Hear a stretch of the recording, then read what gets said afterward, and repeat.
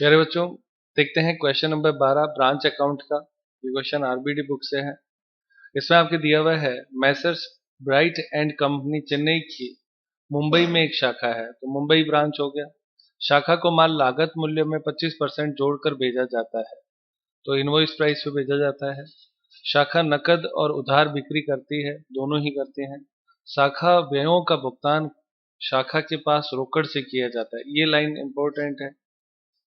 और शेष राशि प्रधान कार्यालय को भेज दी जाती है। जब भी ये लाइन लिखी भी आए तो कैश अकाउंट बनाना पड़ेगा, ब्रांच कैश अकाउंट। ये अकाउंट एक्स्ट्रा बन जाता है, इसको आप चाहे तो ब्रांच कैश या बैंक कोई भी नाम दे दो, ये एक अकाउंट बनेगा। प्रधान कार्यालय की पुस्तकों में स्टॉक और देनदार पद्धति पर भी आवश्यक खाते तैयार किए जाते हैं, तो मेथड का नाम भी इसमें दे दिया स्टॉक एंड डेटर, है ना। नीचे दिए गए विवरण से 31 मार्च 2018 को समाप्त वर्ष के लिए शाखा का लाभ हानि ज्ञात कीजिए। तो ब्रांच अकाउंट का प्रॉफिट एंड लॉस लेना है। सबसे पहले लिख रखा है branch stock at cost on 1/4/2017, तो कॉस्ट को अंडरलाइन कर लो। ओपनिंग स्टॉक हो गया, डेटर भी ओपनिंग डेटर हो गया। Branch bank account opening bank account हो गया। तो जो हम कह रहे थे ना कैश अकाउंट, तो वो कैश की जगह पे बैंक अकाउंट बन जाएगा, तो वो एक ही माना जाता है, cash and bank account. Transaction during the 17-18, goods send to branch at cost. उसके बाद goods return by branch to head office at cost. Cash sales paid into the bank, यानी ये कैश सेल्स है। ठीक है, आगे देखें। क्रेडिट सेल्स दिया हुआ है 24,000। Goods return by customer at selling price, तो ये सेल्स रिटर्न हो गया। उसके बाद check received from credit customer, तो पहले यहाँ पे लिखा था आपके गुड्स रिटर्न बाय कस्टमर, ये तो हो गया सेल्स रिटर्न। और check received for from the customer, ये हो गया कैश रिसीव्ड जिसको हम बोलते हैं। अब चेक लिखा है तो बैंक रिसीव्ड हो गया, बात वही है, पैसा मिला है। डिस्काउंट अलाउड टू कस्टमर, तो ये डिस्काउंट है, डेटर अकाउंट में आ जाएगा। बैड डेट्स रिटर्न ऑफ, ये भी डेटर में आएगा। तो डिस्काउंट बैड डेट्स दोनों ही किस अकाउंट में आएंगे, डेटर अकाउंट में आ जाएंगे। Cash remitted to head office by branch, ये आपके जो बैंक अकाउंट बनाएंगे ना, उस बैंक अकाउंट में आएगा। एक्सपेंसेड पेड बाय द ब्रांच, ये दोनों आपके बैंक अकाउंट में आएंगे, और एक्सपेंसेज में भी आएगा, दोनों में आ जाएगा। Rent rates and insurance paid by head office, ये आपके एक्सपेंसेस में आएंगे।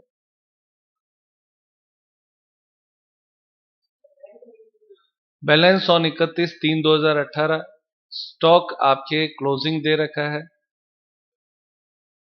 डेटर क्लोजिंग कैलकुलेट करना है और बैंक का भी क्लोजिंग कैलकुलेट करना है, यानी अपने को जो एक्स्ट्रा खाता बनाना है वो बैंक अकाउंट यानी ब्रांच बैंक अकाउंट अपने को बनाना पड़ेगा, जिसका ओपनिंग बैलेंस दे रखा है। आगे लिखता है you are required to open necessary account under stock and debtor method. अपने को स्टॉक एंड डेटर मेथड जैसा कि हम कर रहे हैं, इसमें एट कॉस्ट भी बनाना है और एट इनवॉइस बनाना है। क्योंकि एट इनवॉइस हम पहले बना चुके हैं, पिछले जो 3 सवाल हमने किए वो एट इनवॉइस प्राइस किए थे, तो हम इस सवाल को एट कॉस्ट प्राइस सॉल्व करेंगे। बस मेन पार्ट ये इसमें इतना ही है। ठीक है, ये आपका क्वेश्चन हो गया, इंपॉर्टेंट मार्क कर लेना इसको, कोटा यूनिवर्सिटी 2012 में आया हुआ है। फिर बच्चों क्वेश्चन नंबर 12 का आंसर करने के लिए मेन बात ये याद रखनी है, तो स्टॉक एंड डेटर मेथड से करना है, और इस प्रश्न को हम एट कॉस्ट पे सॉल्व कर रहे हैं। एट कॉस्ट पे जब हम करेंगे तो 5 अकाउंट बनेंगे। पहला ब्रांच स्टॉक अकाउंट, दूसरा goods sent to branch account, तीसरा आपके ब्रांच डेटर अकाउंट, चौथा ब्रांच एक्सपेंसेस अकाउंट, पांचवा branch P and L account. उसके बाद में एक एक्स्ट्रा अकाउंट अपने को बनाना है, वो आपके हो गया ब्रांच बैंक अकाउंट, क्योंकि ब्रांच अपने खर्चे क्या करती है, अपने ही कैश से करती है और बैलेंस जो है वो भेज देती है। तो ऐसी लाइन लिखी हो तो एक अकाउंट अपने को और बनाना पड़ता है, ब्रांच बैंक या कैश अकाउंट। अब आप वापस पहले अकाउंट पे आ जाएं, फॉर्मेट पहले से बना लेना है। सबसे पहले पहली एंट्री लाइन टू लाइन चलना है, कोई चेंज नहीं करना है।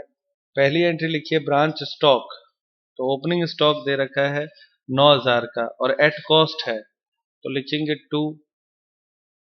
Branch stock to balance BD लिखना है इसको, टू बैलेंस BD। तो ओपनिंग बैलेंस है कितना है 9,000। ये आपकी पहली एंट्री हो गई। अब उसके बाद में आप लोगों को दूसरी सेकंड एंट्री देखो क्या लिखी है, डेटर का ओपनिंग बैलेंस। तो डेटर का ओपनिंग बैलेंस के लिए ब्रांच डेटर अकाउंट में आना पड़ेगा। यहाँ पे आप लिखेंगे टू बैलेंस BD। ये भी ओपनिंग बैलेंस लिखना है, अमाउंट दिया हुआ है 3,000। आप देखें हम जिस तरीके को अपनाते हैं उसमें खाते पहले से ही खोल के रख देते हैं और लाइन टू लाइन एंट्री करते जाते हैं, जो जहां है उसको वहां पे लिखना है। ये तरीका सबसे बेस्ट रहता है। अब थर्ड एंट्री पढ़ो, लिखा है branch bank balance, opening balance 2,800। तो हमने छठे नंबर पे एक खाता और खोला है, ब्रांच बैंक अकाउंट। इसमें आप लिखेंगे to balance BD, opening balance, और ये आपके दिया हुआ है 2,800। तीनों ही ओपनिंग बैलेंस दे रखे थे, तीनों ही खातों में स्टार्ट में आप इसको लिख देंगे टू बैलेंस BD नाम से। अब उसके बाद में चौथी एंट्री में ट्रांजैक्शन शुरू होता है, goods sent to branch at cost 18,000। तो ये स्टॉक अकाउंट में लिखा जाएगा सबसे पहले। तो स्टॉक अकाउंट में आप लिखेंगे to goods sent to branch और अमाउंट है 18,000। और जैसे ही आप इसको यहाँ पे लिखेंगे तो इसकी पोस्टिंग होगी, और पोस्टिंग होगी आपके goods sent to branch account में। ये इधर टू में लिखा था तो इधर अब ये बाय में आ जाएगा, बाय ब्रांच स्टॉक, और अमाउंट आ जाएगी 18,000। ये पोस्टिंग होती है, अपोजिट लिखना होता है, एक्स में वाई का नाम और वाई में एक्स का नाम। ये तरीका होता है पोस्टिंग का, DR को CR में लिखना है। अब उसके बाद में नेक्स्ट एंट्री पढ़ो बच्चों, लिखा है goods returned by branch to head office, लौटाया। तो ये भी स्टॉक अकाउंट में लिखा जाएगा, पहले by goods sent to branch, bracket में R लिख दो यानी रिटर्न, और वो अमाउंट है 360।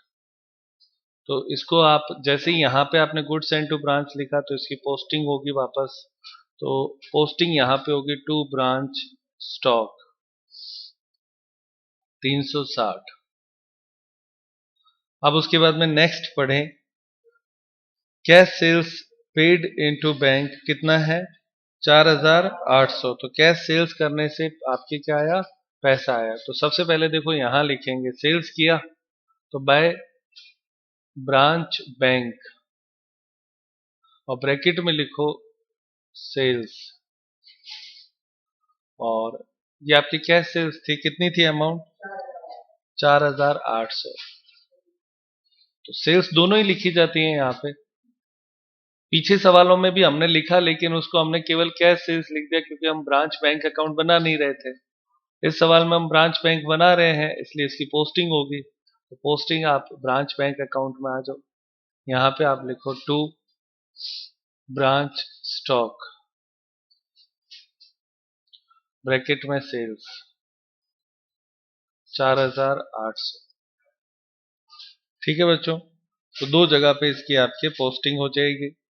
नेक्स्ट एंट्री पढ़ो क्या लिखा है, क्रेडिट सेल्स। तो क्रेडिट सेल्स को लिखना है तो आप पहले स्टॉक अकाउंट में आओ, ये आपका स्टॉक अकाउंट आ गया। स्टॉक अकाउंट में लिखेंगे बाय ब्रांच डेटर, ये भी सेल्स है, कितना है 24,000, 24,000 लिख दिया बच्चों। अब आपको क्या करना है, इसकी पोस्टिंग करनी है वापस डेटर अकाउंट में। तो डेटर अकाउंट में वापस आ जाएं, लिखें यहाँ पे ब्रांच स्टॉक, ये सेल्स हो गया, कितना है 24,000। आप देखिए लाइन टू लाइन हम पॉइंट उठाते हैं, उसकी पोस्टिंग करते हैं और क्लोज करते हैं। नेक्स्ट देखो क्या लिखा है, 180 रुपए किस चीज का है, goods return by customer.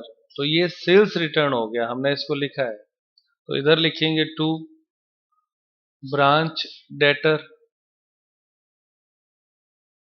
Bracket में लिखो SR यानी सेल्स रिटर्न 180 रुपए। क्योंकि स्टॉक में हर एंट्री इसलिए हो रही है बच्चों, चाहे स्टॉक आप खरीदो चाहे स्टॉक बेचो, दोनों ही स्थिति में स्टॉक में तो कम या ज्यादा होता ही है, तो स्टॉक में सारी एंट्री लगभग आएगी ही जो स्टॉक से रिलेट करते हैं। तो ये आपका सेल्स रिटर्न आ गया। अब इसकी पोस्टिंग डेटर अकाउंट में होगी, तो डेटर में आप इसे लिखेंगे बाय ब्रांच स्टॉक, ब्रैकेट में SR 180 रुपए। नेक्स्ट एंट्री आपके है check received from credit customer, 22,000 रुपए मिले। तो अब डेटर से मिले तो बाय में लिखेंगे बाय ब्रांच बैंक रिसीव्ड, कितना रुपए मिला इससे, 22,000 रुपए। आप यहां पे लिखेंगे और जैसे ही आप यहां लिखेंगे इसकी पोस्टिंग कहां जाएगी, ब्रांच बैंक अकाउंट में। तो नीचे नीचे ब्रांच बैंक में आ जाओ, टू ब्रांच डेटर 22,000। सही है ना। पीछे सवालों में हम ये खाता नहीं बनाते थे इसलिए उसकी पोस्टिंग नहीं करते थे, अब खाता बना रहे हैं तो पोस्टिंग करनी पड़ेगी। उसके बाद में नेक्स्ट एंट्री पढ़ो, 22,000 के बाद में डिस्काउंट और बेड डेट्स दोनों एक साथ आते हैं, तो वो यहाँ पे डेटर अकाउंट में लिखेंगे। ये आपका ब्रांच डेटर अकाउंट, यहाँ पे लिखें बाय ब्रांच एक्सपेंसेस अकाउंट, और इसमें ये दोनों आ जाएंगे। कौन कौन है, डिस्काउंट कितना है, डिस्काउंट एंड बेड डेट्स कितना है बेटा, दोनों मिलाकर 440 एक है और 260 एक है, कितना होता है 700 रुपए, दोनों साथ में आ जाएंगे। ठीक है बच्चों। अब जैसे ही आप ब्रांच एक्सपेंसेस यहां लिखते हो तो इसका मतलब इसकी पोस्टिंग होगी, तो एक्सपेंसेस अकाउंट में आप लिखें टू ब्रांच डेटर और अमाउंट कितनी हो जाएगी 700। ओके। अब उसके बाद में नेक्स्ट पॉइंट आपका अगला स्टार्ट हो जाता है। नेक्स्ट क्या है, 25,000 रुपए cash receive remitted to head office, branch ने हेड ऑफिस को रुपए भेजा, तो ये एंट्री बैंक अकाउंट में आएगी। तो यहाँ पे ब्रांच बैंक है ना, इसमें बाय में लिखो बाय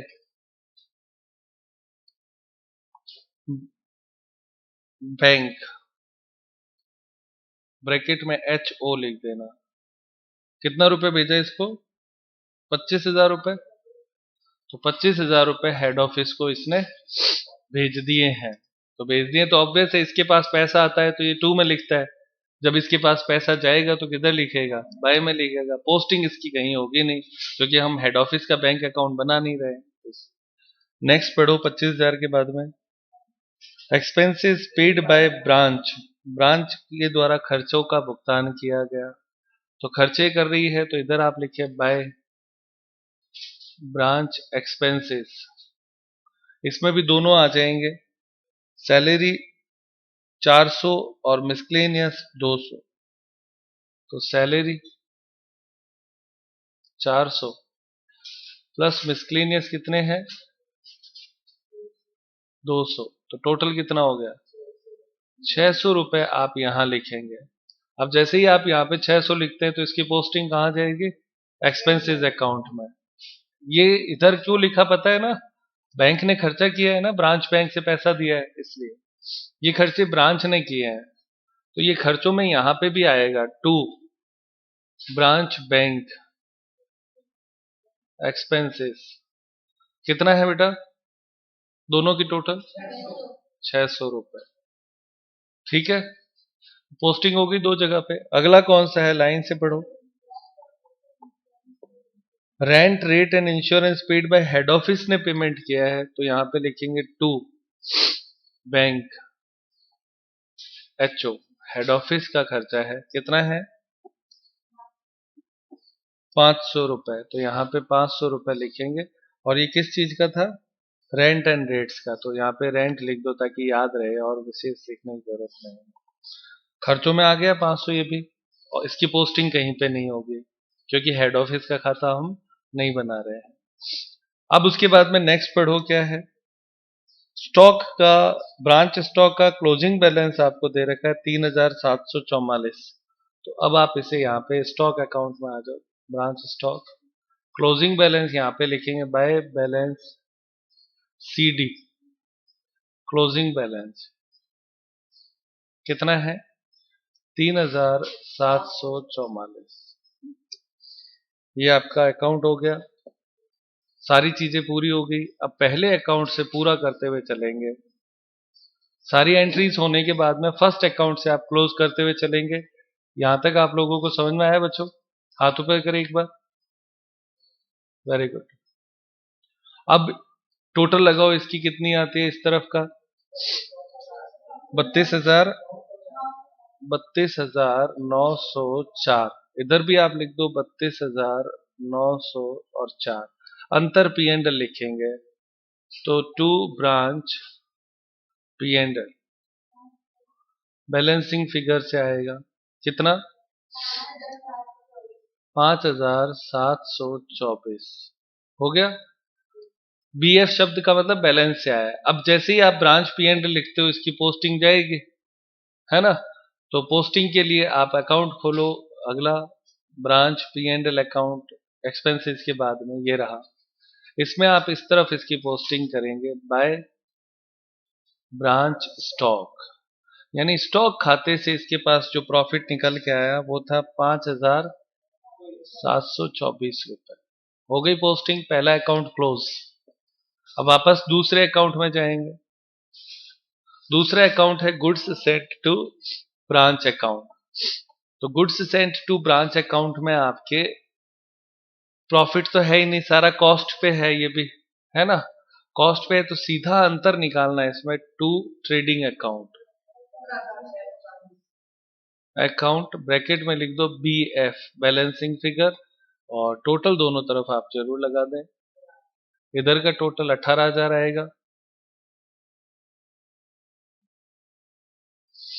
इधर का भी 18,000 लिख दो, और अंतर कितना आया? 17,640। बस, इसका कोई पोस्टिंग नहीं होगा क्योंकि ट्रेडिंग अकाउंट लिखा है। दूसरा अकाउंट भी पूरा हो गया। अब तीसरे अकाउंट में आओ, डेटर अकाउंट। डेटर अकाउंट में इधर का टोटल लिखेंगे, इधर का टोटल देखेंगे, दोनों में अंतर इधर का बड़ा दिख रहा है, 27,000। इधर भी लिख दो 27,000। अंतर कितना आया?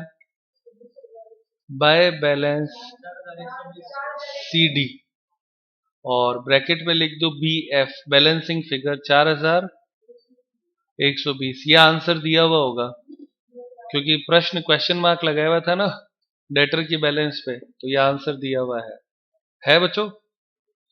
तो ये आपका एक आंसर भी आ गया। इसकी भी पोस्टिंग कहीं नहीं होनी। 3 अकाउंट पूरे हो गए। चौथा अकाउंट ब्रांच एक्सपेंसेस। तो ब्रांच एक्सपेंसेस में इधर का टोटल लगाना है, इधर का टोटल बराबर कर देंगे, तो इधर 1800, इधर भी 1800, और ट्रांसफर इसे करेंगे by branch P and L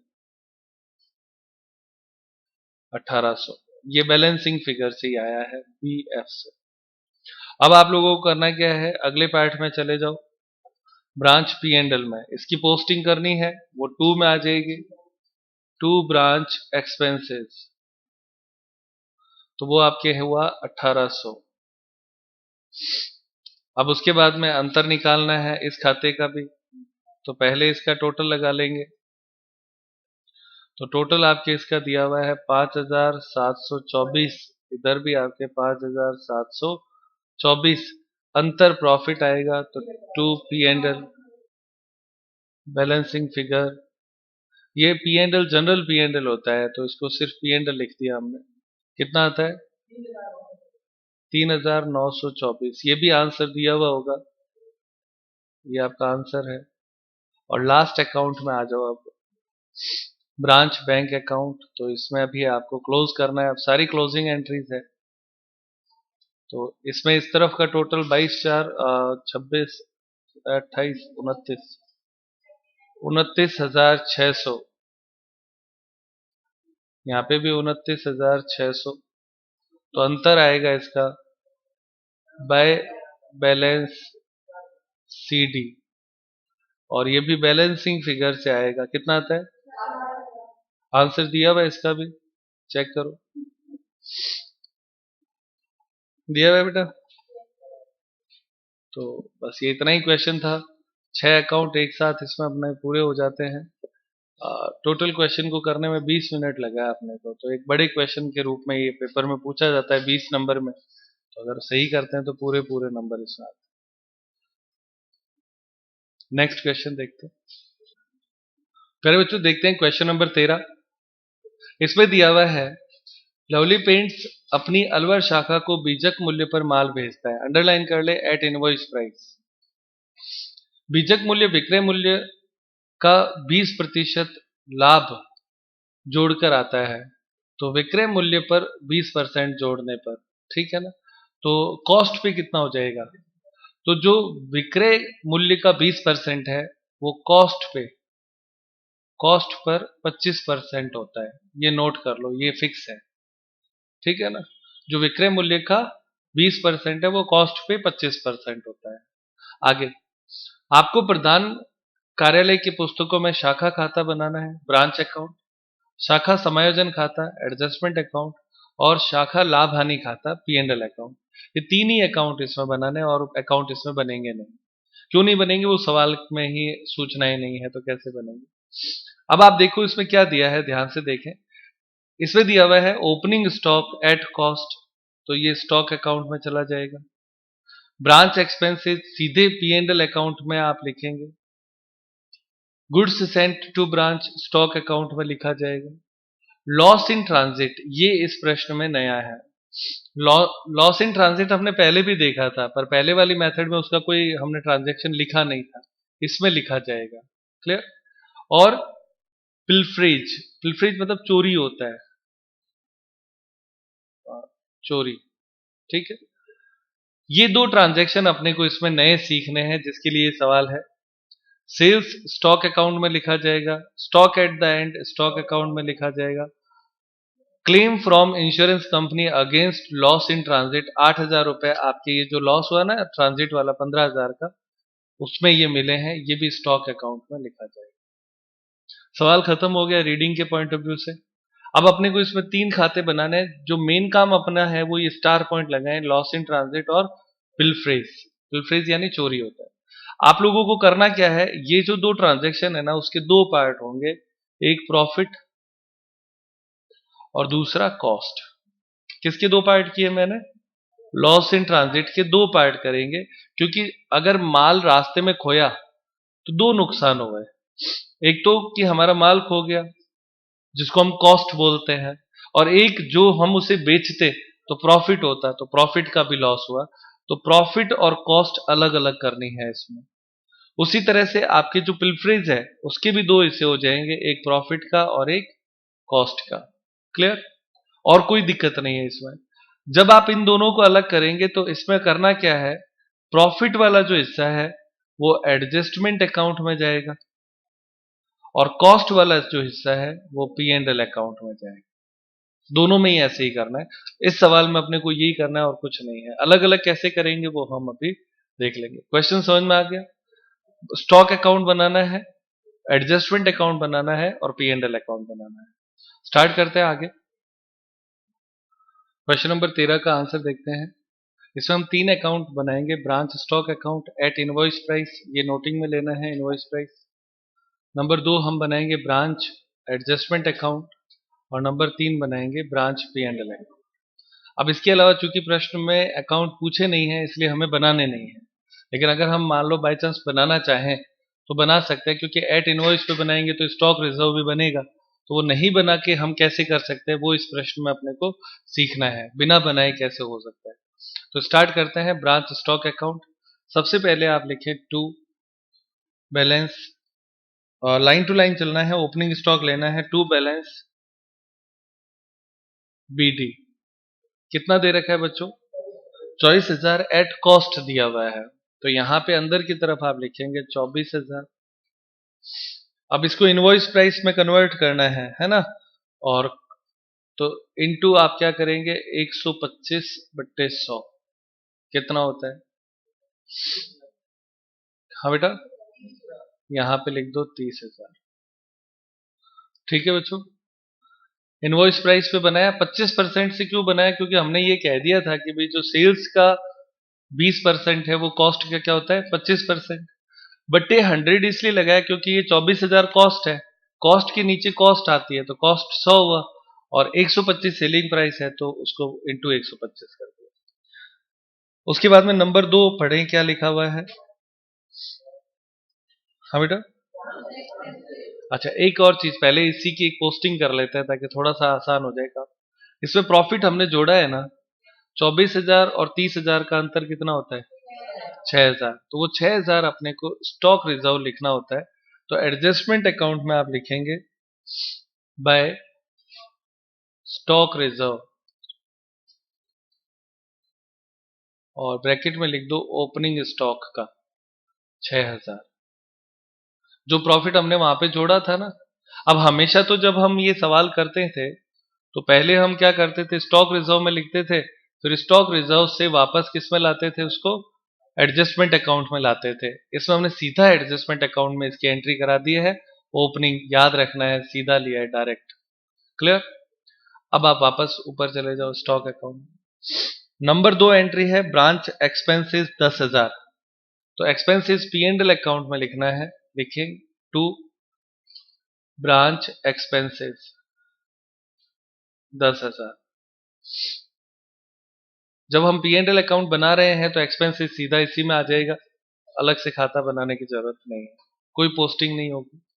number 3 third entry है गुड्स सेंट टू ब्रांच 2,45,000, है ना।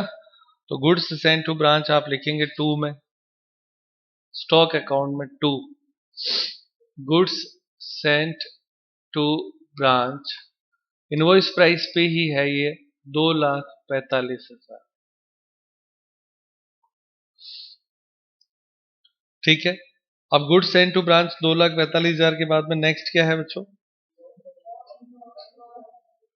इसमें प्रॉफिट नहीं है क्या, इसमें भी तो प्रॉफिट इंक्लूड है, गुड्स सेंट टू ब्रांच है ना, तो इसका प्रॉफिट भी किस में जाएगा एडजस्टमेंट अकाउंट में।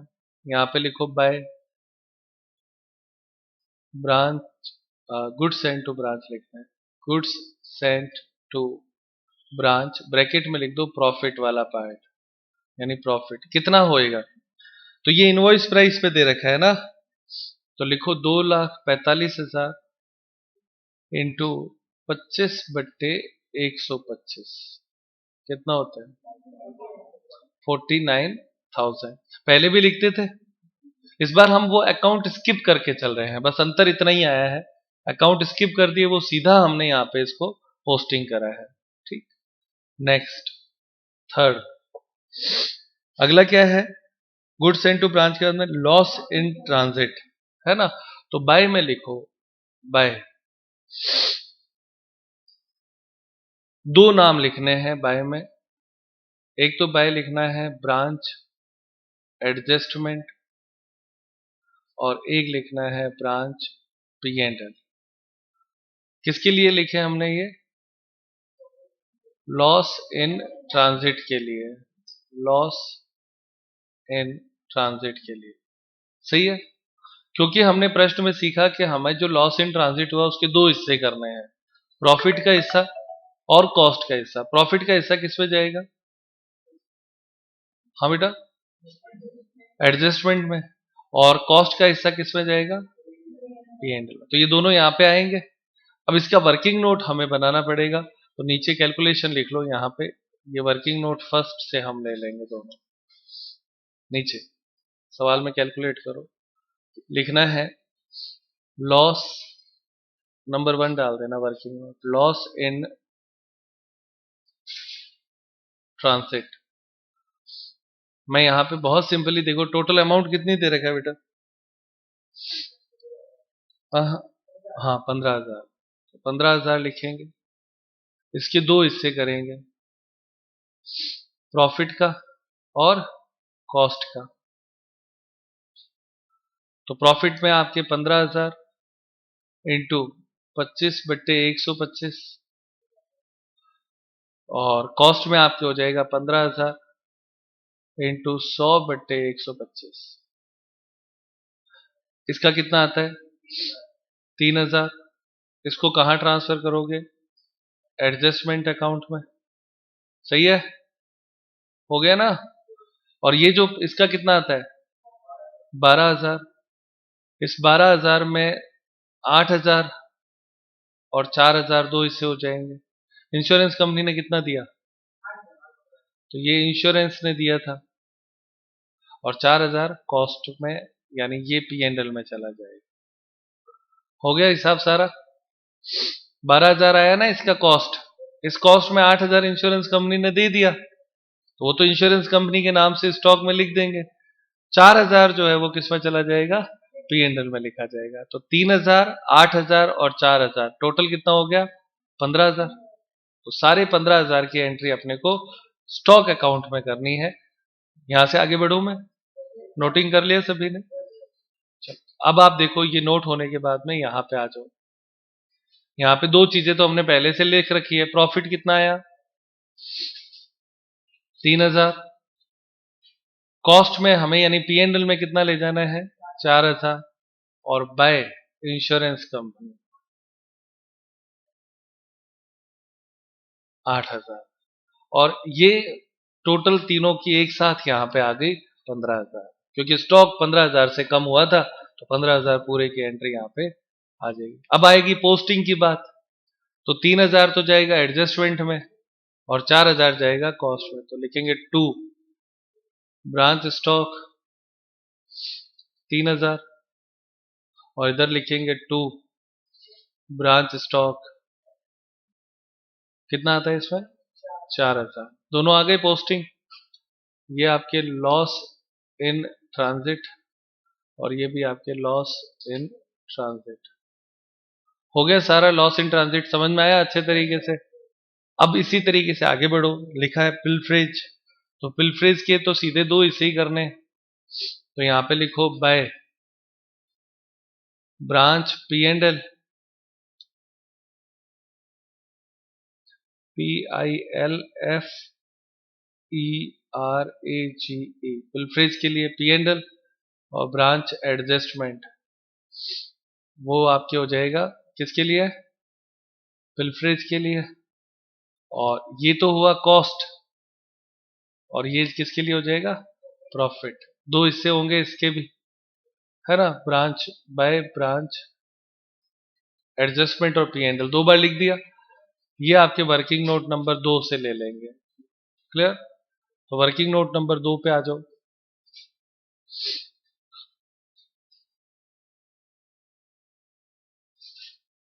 पिलफ्रेज कितना है बच्चों अमाउंट? 4,000। इस 4,000 के दो टुकड़े करने हैं, कॉस्ट और प्रॉफिट। तो कॉस्ट का हो जाएगा 4,000 इंटू 100/125, और प्रॉफिट का हो जाएगा 4,000 इंटू 25/125। कितना कितना आता है? 3,200। ये तो P&L, और 800 ये एडजस्टमेंट। हो गया पॉइंट दोनों क्लियर? 800 तो चला जाएगा किसका? पिलफ्रेज का, एडजस्टमेंट में, और 3,200 चला जाएगा P&L में। ले जाए इसको भी ऊपर सवाल में, ये आ गया आपके यहाँ पे। कॉस्ट कितना था? 3,200, और प्रॉफिट कितना था? 800। ये दोनों पूरे आ गए 4,000 यहाँ पे। हो गई सारी एंट्री। पोस्टिंग करें तो P&L एडजस्टमेंट में जाना है पहले, तो 2 ब्रांच स्टॉक पिलफ्रेज कितना? 800, और यहां पे 2 ब्रांच स्टॉक पिलफ्रेज कितना? 3,200। सही चल रहा है लाइन टू लाइन? सारे ट्रांजैक्शन कंप्लीट कर दिए। अब आगे बढ़ो सेल्स। तो सेल्स लिखते हैं स्टॉक अकाउंट बाय सेल्स। कितना है अमाउंट? 2,22,000। 2,22,000। उसके बाद में इसकी कोई पोस्टिंग नहीं होगी कहीं पे। अगला क्या है? स्टॉक एट द एंड 34,000, तो 34,000 इसमें एट कॉस्ट नहीं है, तो बाय लिख दो, बाय बैलेंस CD 34,000, 34,000 लिख दिया। कुछ नहीं लिखा इसका मतलब ये इनवॉइस है, ये भी इसमें विशेष है। वो तो कॉस्ट लिखा हुआ तो कॉस्ट कॉस्ट माना, अब ये इनवॉइस माना है तो इसका जो प्रॉफिट है, इनवॉइस माने तो इसमें प्रॉफिट होएगा ना, तो प्रॉफिट स्टॉक रिजर्व के नाम से आएगा, तो इधर लिखेंगे टू स्टॉक रिजर्व, ब्रैकेट में लिख दो ओपनिंग। कितना है अमाउंट बच्चों? 34,000 है ना, तो 34,000 से कैसे कैलकुलेट करोगे? तो 25/34,000 इंटू 25/125 कितना होता है? 6,800।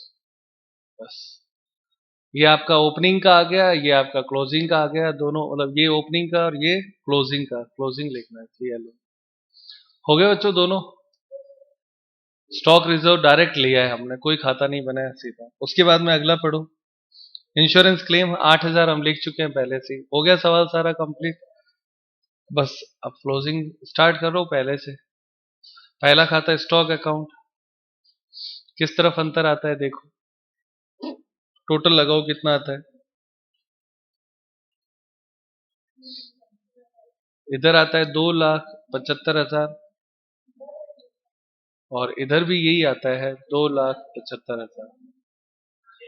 सेम ही आएगी, इनवॉइस प्राइस पे अंतर नहीं आता है। अगर अंतर आए तो एडजस्टमेंट लिखना है, ये बात हम पहले दिन से देख रहे हैं। दोनों तरफ टोटल सेम आया मतलब अपना परफेक्ट चल रहा है, कोई गलती नहीं है। अगर अंतर आए तो उसको एडजस्टमेंट लिखा जाता है। दूसरा खाता एडजस्टमेंट अकाउंट पे आ जाओ, इसमें आपके इस तरफ का टोटल ज्यादा आ रहा है, पहले टोटल लगा दो कितना आता है 55,000।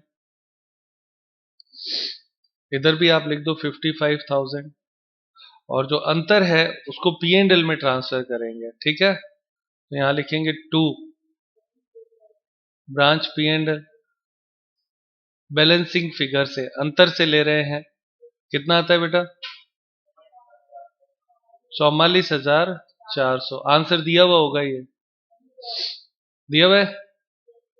अब ये जो 44,400 यहां लिखा, इसे आप लिखो बाय में, बाय ब्रांच एडजस्टमेंट, सही है ना।